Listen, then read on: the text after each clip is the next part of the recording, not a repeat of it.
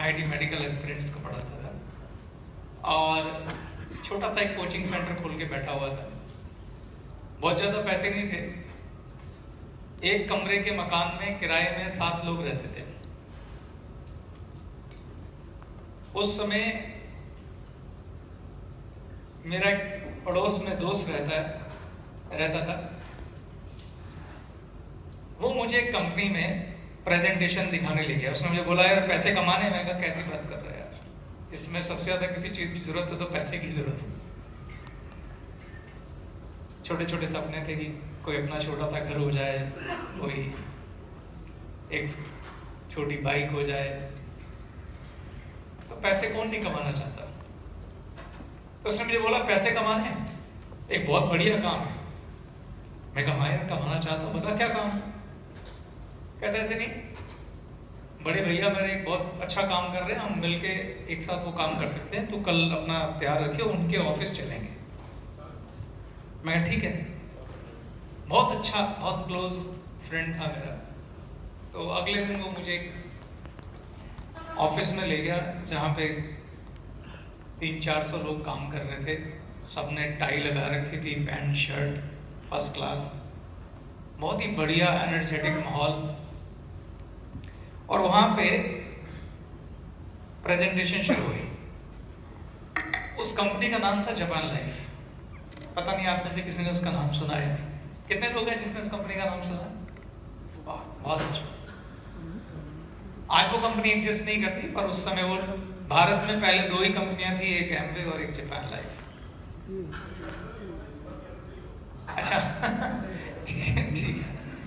Japan life में जिन लोगों ने, Japan life was a direct selling company, और उस कंपनी का सिर्फ एक ही प्रोडक्ट था उस समय। उसके 3 वर्जन थे पर एक ही प्रोडक्ट था, और वो प्रोडक्ट था गद्दा मैट्रेस। उसमें गद्दे के 3 मॉडल थे। उसमें जो सबसे सस्ता गद्दा था वो 72,000 रुपए का था 1998 में, 1998। मैंने वो पूरा सेमिनार देखा, प्रेजेंटेशन देखी।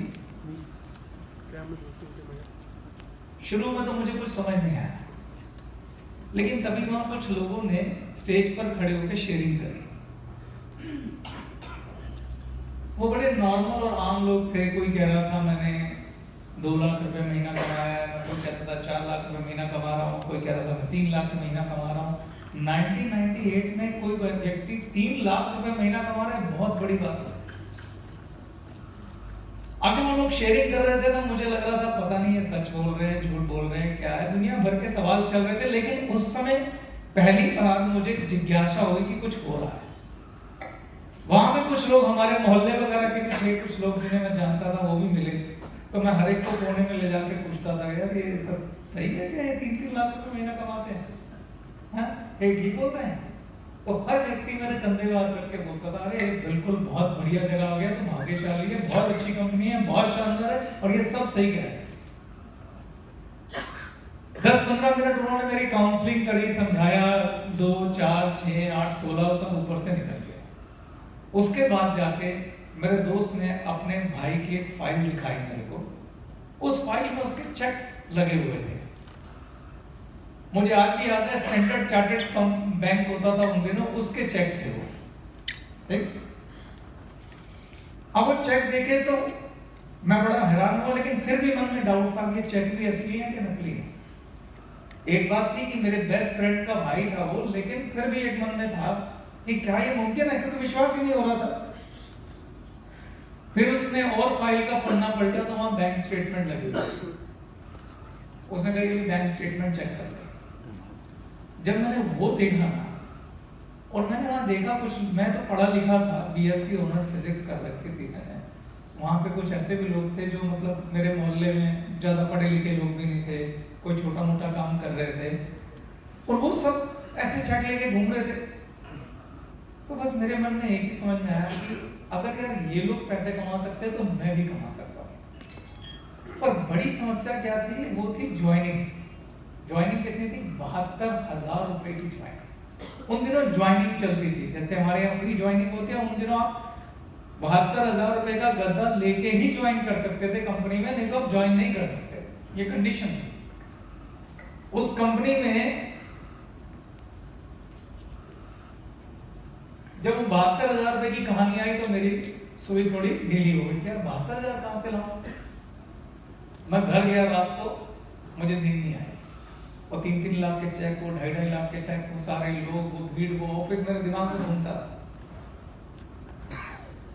फाइनली मैंने अपने मन को पक्का किया कि भाई अगर बिजनेस करना है तो मेरे को नहीं लगता मेरी जिंदगी में इसके अलावा कोई रास्ता है अमीर होने का, और 72,000 रुपए की इन्वेस्टमेंट करनी ही पड़ेगी। मैं एक ऐसा व्यक्ति हूँ दोस्तों, जिसने कभी जिंदगी में ब्याज पे कभी पैसा नहीं उठाया, यहाँ तक कि अपना घर खरीदने के लिए, अपनी गाड़ी खरीदने के लिए। ये मेरा अपना एक सिद्धांत है। मेरे फादर का ऐसा मानना है कि आपको ब्याज पे पैसा नहीं उठाना चाहिए। कितनी भी गरीबी रही, हमने ब्याज पे पैसा नहीं उठाया, मगर मैंने उस समय 40,000 रुपया ब्याज पे उठाया। आज तक पूरी लाइफ में एक ही बार पैसे उठाए ब्याज पे, और वो थे वो 40,000 वहां ज्वाइन करने के लिए, और मैंने उस कंपनी को ज्वाइन कर। आप अंदाजा लगा सकते हैं कि 72,000 कितनी बड़ी रकम रही होगी। आज से 21 साल पहले, 23 साल पहले, 23 साल पहले 72,000 आज कितने के बराबर होंगे, कौन बता सकता है? 7-8 लाख रुपए। सोच के देखिए, अगर आपको बोला जाए 7-8 लाख रुपए इन्वेस्ट करने हैं और उसके बदले मिलेगा एक गद्दा, मैग्नेटिक थेरेपी वाला मैट्रेस, वो मिलेगा, कितने लोग हैं जो आप में से रेडी हो जाएंगे? कितने लोग हैं जो कहेंगे मैं ज्वाइन करना चाहता हूं? और वो लड़का जिसके घर में किराए का घर है और 7 लोग रहते थे, हाँ, और ये मेरी कहानी नहीं है, यहाँ पे एक और शख्स बैठा है, सरब जी, एक और शख्स बैठा है अभिषेक, करण भी है, ये भी जापान लाइफ में थे, मेरी डाउनलाइन थे दोनों, प्लीज एक बार।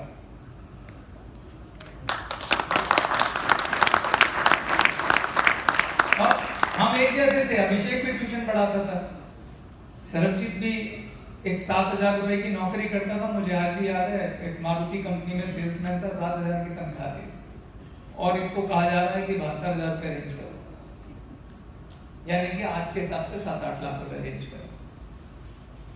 आप में से कोई भी हाथ नहीं खड़ा कर रहा कि 7-8 लाख रुपए, तो फिर मैंने कैसे हाथ खड़ा कर लिया था, या सरबजीत ने कैसे ज्वाइन कर लिया था, अभिषेक ने कैसे ज्वाइन कर लिया?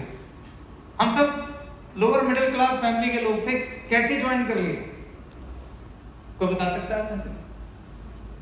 हाँ बताइए, अच्छी अप्रोच, जोर से बोलो, एक माइक और होना चाहिए ताकि पब्लिक में घूमे वो माइक।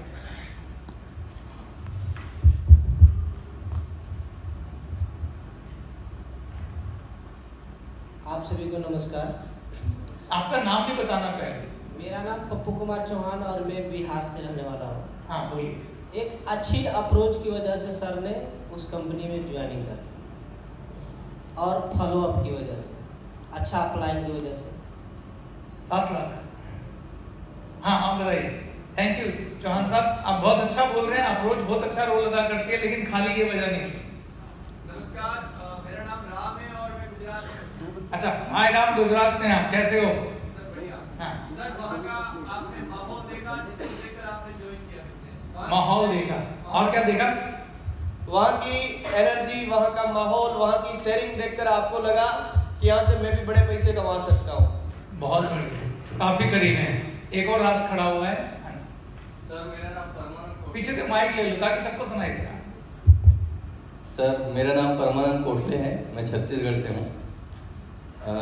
जो आपने शेयरिंग किया उसके हिसाब से मैं कंक्लूजन में आया हूँ कि आप ज्वाइनिंग एविडेंस और एग्जाम्पल को देख करके किए, और अपने आप को वहाँ पे पुट अप करके देखे कि जब इतने सारे लोग हैं, जब ये लोग कर सकते हैं, ये लोग जब 2-2, 3-3 लाख रुपया कमा सकते हैं, तो शायद मैं भी 2-3 लाख रुपया कमा सकता हूँ और मैं अपनी लाइफ को बदल सकता हूँ। बहुत सुंदर आंसर, बहुत ही बढ़िया आंसर, और यही सच लिखा है। Thank you. आप खुद को भी देख के समझिए। देखिए मैं एक गरीब घर का बच्चा था, ना तो मैं प्रेजेंटेशन देख के ज्वाइन किया है, ना मैं गद्दा देख के ज्वाइन किया। अगर गद्दा देख के ज्वाइन किया होता तो गद्दे की कीमत बहुत ज्यादा थी। मैंने वहां पे सिर्फ 2 ही चीजें देखी, कौन लोग हैं जो पैसा कमा रहे हैं और कितना कमा रहे हैं। अगर ये कर सकते हैं तो क्या मैं कर सकता हूं? तो मैंने सिर्फ चेक देख के ज्वाइन किया, माहौल देख के ज्वाइन किया, शेयरिंग देख के ज्वाइन किया। क्योंकि मुझे रात को उनके 2 दूनी 4 दूनी 8 के सपने नहीं आ रहे थे, उन चेक्स के सपने आ रहे थे। वो लोग जो शेयरिंग कर रहे थे उनके सपने आ रहे थे, यार अगर ये लोग कमा सकते हैं तो मैं क्यों नहीं कमा सकता। हम सब अपनी लाइफ में इसी तरीके से चलते हैं। आप सोच के देखिए, खाली ये तो डायरेक्ट सेलिंग की बात हो गई, हम अपनी लाइफ में कोई वैसे भी बिजनेस करते हैं। जैसे हमारे मोहल्ले में कोई किसी ने कोई दुकान खोली वीडियो गेम की और वो बहुत अच्छे पैसे कमाने लग गया, तो आप ये नहीं समझते कि वीडियो गेम कैसे चलता है। आपको समझ में आता है इस बिजनेस से इसने पैसे कमा लिए, गाड़ी ले ली, मुझे भी कर लेना चाहिए। ऐसे होता कि नहीं होता? बाद में समझते हैं कि वीडियो गेम की दुकान कैसे चलती है, कैसे चलती है, लेकिन फैसला हम उसकी सफलता देख के लेते हैं। यस और नो? सेम मेरे साथ हुआ था।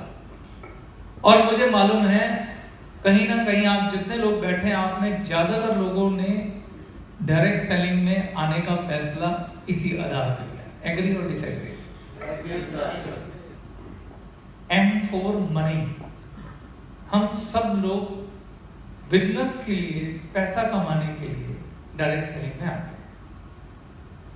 पहले दिन ना तो किसी ने प्लान समझा था, ना किसी ने, और जिन्होंने प्लान समझा भी था वो भी शक कर रहे थे।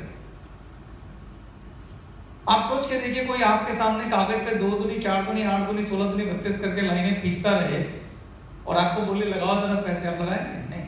पहली चीज आप कहेंगे एविडेंस। क्या सबूत है जो तुम बोल रहे हो ठीक है? बोलिए, क्या सबूत है जो तुम बोल रहे हो ठीक है? लेकिन जैसे कोई आपके सामने प्लान दिखाने की बजाय ये बोले कि मैंने देखिए भाई साहब, मैं गरीब घर का बच्चा था, मैं यहाँ से 3 लाख रुपए कमाता हूँ, ये रहा सबूत, ये रही मेरी गाड़ी, आप प्लान भी नहीं समझेंगे। आप कहेंगे भाई बता मुझे काम शुरू करना है ये वाला। एग्री और डिसएग्री? यही डायरेक्ट सेलिंग में होता है।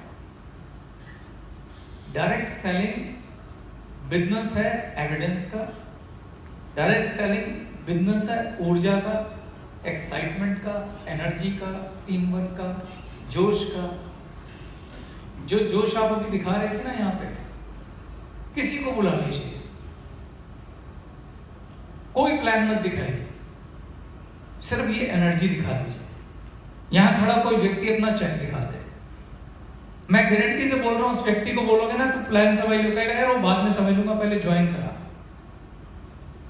मुझे इस टीम का हिस्सा होना है, ऐसी जोशीली टीम का हिस्सा होना है, ऐसी एनर्जेटिक टीम का हिस्सा होना है, मुझे तुम्हारे परिवार का हिस्सा होना है। ऐसे तो लोग पाए नहीं जाते बाहर। आप समझ रहे हैं? ओके। यहां हमारे अभिषेक भाई बैठे हैं, सरबजीत जी बैठे हैं। हम सब ने जापान लाइफ ज्वाइन करी थी और 7 लाख रुपए देके ज्वाइन किए। तो इसीलिए मैं ये उस कंपनी के प्रोडक्ट को एडवोकेट नहीं कर रहा, मैं ये भी नहीं कह रहा हूं कि वो ठीक करते थे, मगर उस समय हमारे पास चॉइस नहीं थी। आज हमने इस इंडस्ट्री को एथिकल तरीके से गले लगाया है। आज हमारे पास 250 प्रोडक्ट की रेंज है, वहां पे खाली एक ही प्रोडक्ट था, वो भी 72,000 का, जो हमारी जेब को सूट भी नहीं करता। ठीक, वो अच्छा नहीं था, लेकिन फिर भी लोगों ने ज्वाइन किया, 3 गरीब घर के बच्चों ने ज्वाइन किया। ठीक, मैं यहां से सिर्फ आपको एक ह्यूमन साइकोलॉजी समझाने का प्रयास कर रहा हूं। मैं उस कंपनी को सही नहीं ठहरा रहा, पहले इस बात को समझ लीजिए। मैं आपको ह्यूमन साइकोलॉजी समझाने की कोशिश कर रहा हूं कि ये हमेशा ऐसी ही साइकोलॉजी रहती है, चाहे 72,000 की कंपनी हो या 12,000 की हो या 5,000 की हो या 4,000 की हो, लोग अपॉर्चुनिटी को पसंद करके ज्वाइन करते हैं, लोग एविडेंस देखकर ज्वाइन करते हैं, लोग आपके आत्मविश्वास को देखकर ज्वाइन करते हैं, कॉन्फिडेंस को देखकर ज्वाइन करते हैं, आपकी शेयरिंग को देख के ज्वाइन करते हैं, आपके एविडेंस को देखकर ज्वाइन करते हैं। तो आप अगर लीडर हैं और अगर आप एविडेंस क्रिएट कर लेते हैं, आप बड़ा चेक लेके यहां खड़े हो जाते हैं, आप अपने शानदार अनुभव शेयर करते हैं, लोग आपके साथ जुड़ जाएंगे। आपका नेटवर्क कभी पलट के नहीं देखेगा, आप लगातार ग्रो करेंगे। डायरेक्ट सेलिंग में नेगेटिव एनर्जी, नेगेटिव ऊर्जा, नेगेटिव डिस्कशन, प्रश्न चिन्ह, अविश्वास, इसकी कोई जगह नहीं है। दिल का बिजनेस है। जिन नेटवर्क्स में जहां लीडर्स अविश्वास की बात करेंगे, शक की बात करेंगे, डाउट की बात करेंगे, शिकायत की बात करेंगे, वहां डायरेक्ट सेलिंग नहीं चलती। डायरेक्ट सेलिंग तर्क और लॉजिक का बिजनेस नहीं है, डायरेक्ट सेलिंग ऊर्जा का बिजनेस है।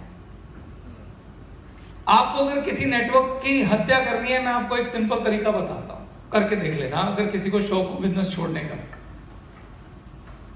अपने नेटवर्क को बिठाओ और उनके साथ एक मीटिंग लो और उनसे सिर्फ एक सवाल बोलो कि आपको जो जो समस्याएं हैं वो बताओ। वहां पे ऐसा रहता फैलेगा, एक ऐसा नेगेटिव डिस्कशन शुरू होगा कि उसके बाद आपका नेटवर्क ध्वस्त। ठीक? क्योंकि जब हम समस्याएं डिस्कस करते हैं तो हम नेगेटिविटी डिस्कस करते हैं, हम डिस्करेजमेंट डिस्कस करते हैं। क्या दुनिया में कोई ऐसी जगह है जहां पे समस्या ना हो? कोई एक जगह जहां लोग गलतियां ना करते हो? शमशान घाट, बिल्कुल सही है, बहुत सुंदर। जहां जिंदा लोग रहते हैं वहां गलतियां भी होंगी, आपके घर में भी होंगी, आपसे भी होंगी, आपके दोस्तों से भी होंगी। दुनिया में कोई ऐसी जगह नहीं है जहां गलतियां नहीं होती, परेशानियां नहीं आती, अप्स नहीं होते, डाउन नहीं होते। लेकिन जो सच्चा लीडर होता है उसके पास एक कमाल की चीज होती है जिसे हम बोलते हैं पॉजिटिव एटीट्यूड। ये कोई छोटा मोटा वर्ड नहीं है। पॉजिटिव एटीट्यूड का मतलब होता है हर चीज में अवसर ढूंढना, हर चीज में पॉजिटिविटी ढूंढना। ये लीडरशिप जिसके पास होती है उसका नेटवर्क कभी बैठ नहीं सकता, क्योंकि वो अपनी डाउनलाइन को लीड करके उसमें भी अवसर दिखाता है। और यकीन मानिए, दुनिया में कोई ऐसी प्रॉब्लम नहीं है जिसके अंदर अवसर नहीं छुपा होता। और जो लोगों को अवसर देखने की आंख है, जो लोगों को वो अवसर देखना आता है, वो विजेता कहलाते हैं, वो कामयाब कहलाते हैं।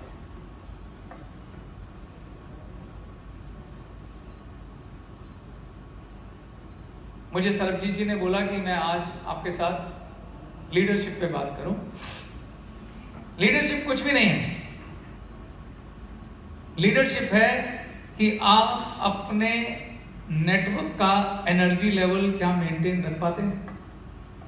अगर आपका नेटवर्क फायर पे है, आपका नेटवर्क हाईएस्ट एनर्जी लेवल पे है, तो you are a true leader. आपके नेटवर्क में अगर ऊर्जा कम है तो आपकी लीडरशिप पे प्रश्न चिन्ह है। हमारी समस्या है, देखो मैं बड़ा हार्ड और कड़वा बोल रहा हूं, हमारी समस्या है कि जब कुछ गड़बड़ होती है हम बाहर की तरफ देखते हैं। हमारा नेटवर्क इसलिए खराब हो गया, हमारा नेटवर्क इसलिए खराब हो गया, हमारा नेटवर्क इसलिए खराब हो गया। पर आप जितने मर्जी इल्जाम दुनिया से लगा लो, उससे आपको फायदा होने वाला नहीं है। नेटवर्क इसलिए खराब होता है क्योंकि आप एनर्जी से लीड नहीं कर पाते। अगर आप अपनी एनर्जी से नेटवर्क को लीड करेंगे, दुनिया की कोई समस्या है ही नहीं। जैसे मैंने अभी आपको एग्जांपल दिया, वहां पे चौहान साहब ने एक बात बोली थी, आपने 72,000 रुपए की ज्वाइनिंग इसलिए कर ली क्योंकि आपको अच्छी अप्रोच की गई, आपको फॉलोअप किया गया। किसी हद तक वो बात ठीक है। वो लीडरशिप ही थी जिसने इतना एनर्जी लेवल बढ़ा कि एक गरीब आदमी को बोल दिया 72,000 की ज्वाइनिंग करो, और हमने कर भी डाली। वो ऑफिस का एनर्जी लेवल ही था जिसकी वजह से हमने ये ज्वाइनिंग डाल ली। वहां पे जो लोग थे पूरे ऑफिस में, उनका आत्मविश्वास का लेवल था, उनका एनर्जी का लेवल था, जिस वजह से हम लोगों ने ज्वाइनिंग डाल दी।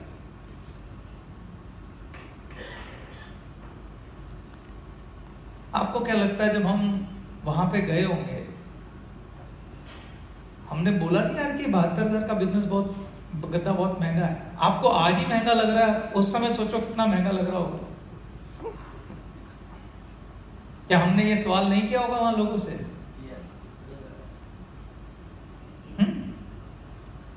वहां ऐसे लोग भी होते थे जो कामयाब नहीं होते थे, तो ये कहते थे सर हम इसलिए कामयाब नहीं हुए क्योंकि गद्दा बहुत महंगा है।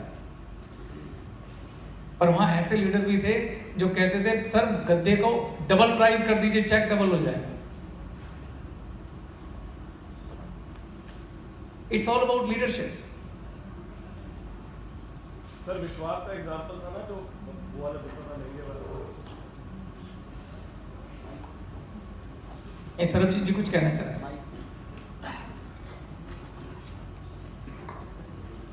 यही ले लो सर, आओ ऊपर आओ। आगे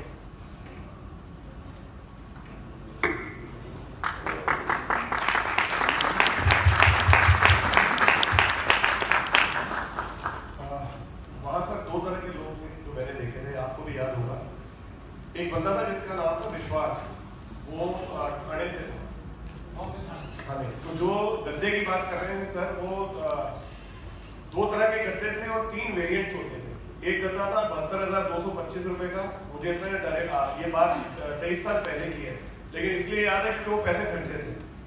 72,225 रुपए का गद्दा था, दूसरा था 1 लाख का, और तीसरा था 1,37,000 का। तो जो 1,37,000 का था वो डबल था, डबल बेड। ये वाला सिंगल था। गद्दा 72 का था, वो भी सिंगल वाला था। आप समझते हैं ना, सिंगल बेड और डबल बेड, राइट? अभिषेक सर ठीक कह रहा हूँ? बिल्कुल ठीक।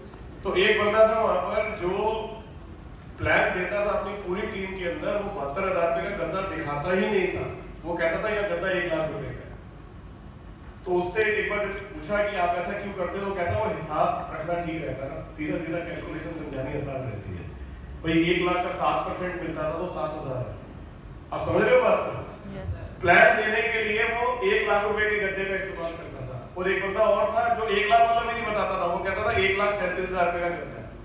जैसे मैंने कल रात को अली से भी बात की, मैं अली के साथ बैठा हुआ था रात को, तो अली ये कहते हैं कि मैं अपनी टीम के अंदर बिगिनर पैकेज की बात ही नहीं करता।